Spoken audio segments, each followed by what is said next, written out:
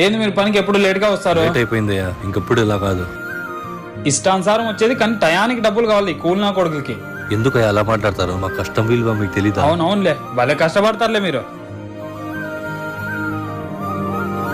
Hello రేయ్, ఇక్కడ మీ నాన్నకి ఎవరో అవమానించి మాట్లాడుతున్నారా? వస్తున్నా. హలో, మీ ఎంప్లాయ్ మా నాన్నతో చాలా అవమానంగా మాట్లాడాడంట. ఏం చేయమంటావు? సార్ ఒక 5 నిమిషాలు టైం ఇవ్వండి సార్, నేను మాట్లాడతాను. కానీ హలో, చెప్పండి సార్. నీకు బుద్ధి ఉందా లేదా? నీ ఇష్టం సార్ మాట్లాడుతున్నా, ఎవరితోనో తెలుసా? ఇంతమందికి పని ఇచ్చి నేను ఈ రోజు ఇలా ఉండడానికి కారణం ఆయనే. నిన్ను పనిలో నుంచి తీసేస్తున్నా. సారీ సార్, తప్పైపోయింది. అందుకే నేను చెప్పేది, నేను ఇలా ఉన్నప్పుడు మీరు ఇలా పని చేయకూడదని. నా ఒంట్లో బలం ఉన్నంత వరకు నేను కష్టపడతా. ఒకరి మీద ఆధారపడడం నాకు ఇష్టం లేదు. అది మా నాన్న అంటే.